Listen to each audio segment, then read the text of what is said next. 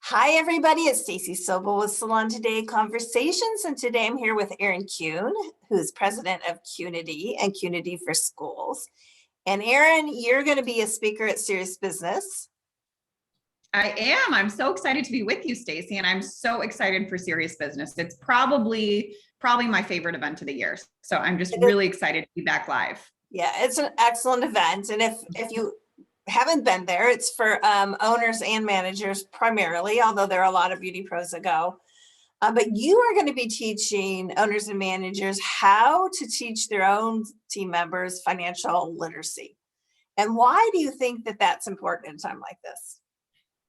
I think if anything, COVID really made this reality for so many people, right? Not being able to go into work and really being able to force to look at their bank accounts and really, so many people are living paycheck to paycheck. And JP Morgan put out a study that even businesses, right? Small businesses on average had 14 days of liquidity. And so salons and small businesses really, really suffered during this time. And so, I think it all boils back down to this just lack of education. In our Qnity for Schools program, where we've launched this financial literacy curriculum, we just went live with it in September, which really makes finance highly simple and highly visual for creative, visual, artistic learners, right? Which is what so many learners in the beauty industry really, or ways people prefer to learn in this industry. And we found in those surveys that over 60% of beauty and wellness professionals have some form of math or numbers or money anxiety, meaning they feel a sense of fear, angst, or dread when it comes to money and numbers and math. And yet those same people that we surveyed, the vast majority had zero financial education. And so, we really believe at Qnity and, like Serious Business really embodies that it can change with education, right? The first place to start is just education and to really take the fear and avoidance out of numbers by making them really simple and visual. So I'm really excited to hopefully it's going to be a really interactive workshop, right? And to give owners and leaders and managers a chance to reflect on their own financial state and also how they can start to talk about this with their employees and with their team. That's great. So when you look at beauty professionals or even salon owners and managers, what's the biggest financial mistake you see them make? Oh my gosh. I thought about this when you asked me this, and I really believe it's just lack of education, Stacey. I think people think that they can rely on their technical skills, and if they're doing what they love, the money will come.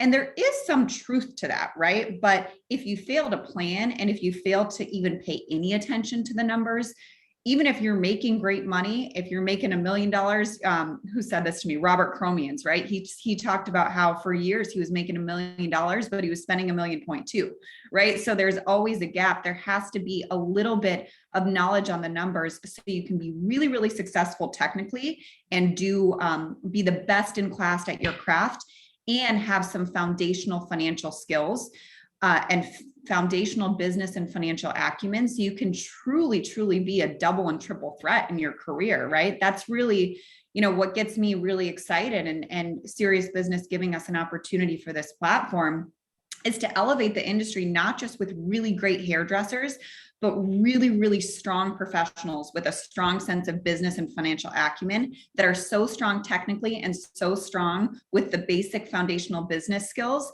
Just imagine what that could do to our industry, right? It's transformational. So it just makes me so excited. So that would really be the biggest business or the biggest mistake, I would say, if I had to boil it down just to one without getting super specific, taxes and things like that. So we talked yesterday a little bit, and you talked about the different preneurs and that the financial situation looks different for each. So you can't necessarily jump from one entrepreneurship to a solopreneurship and it's going to be the same. So talk a little bit about those and how you see them. I'm so glad you brought that up, Stacey. So there's this quote, and we didn't say this, and we still can't find out who said this quote, but we reference it a lot. So whoever said this, credit due. In the absence of information, people make up their own stories, right? And there's a lot of people pushing out information. And frankly, there's a lot of half information or even misinformation. And so we see the industry changing where a lot of people are kind of thinking, hey, maybe I can make more money going solo or being an entrepreneur. And so the way we teach about preneurship is in 3 different ways. And then we also give the pros and cons financially of each of those. So when people are making really, big decisions about maybe leaving a workplace for a better opportunity because the grass is greener, they can actually have all the facts because they might make a different choice. So the way we teach and talk about preneurship is just a way of participating in the workforce. So there's, of course, an entrepreneur, right? Which will be many of the business owners at Serious Business. They have a salon or spa with a team, with employees. That is an entrepreneur. Of course, entrepreneurs have all the financial risk, right? And that's not always, something that is talked about or really recognized. And the true money in versus money out for a business owner, that many employees just might not understand that reality, right? So of course, there's an entrepreneur. Then there is a solopreneur, right? Which is different than an entrepreneur because they are a business of one. They don't have a staff. There's a business of one. So that would be someone who is renting or, practicing their craft in a suite or as a solo practitioner. And there is a ceiling, right? You can only produce what you produce. So there's a lot of pros and cons financially for that as well that are not really discussed. And then lastly, honestly, at Qnity, really, we believe to be the sweet spot for many is an entrepreneur, someone who has a business within an existing business, right? And that's where you have all the benefits and you have all the financial possibility without the risk that comes into both an entrepreneur and a solopreneur. And you have a team and, there's compensation versus just a paycheck, right? Which is very, very different that people don't think about. How does your pay compared to your overall compensation that you get from working within an existing business. And so, we really go through how money in versus money out changes for each of those preneurs because it looks very differently. And so just making sure that people have all the facts to make the best decision is really, really important. Great. Well, Erin, thank you so much for sharing with us a little bit. And your session is at Serious Business. It's January 16th and 17th. Is that right? Yep. Those are the dates and I can't wait.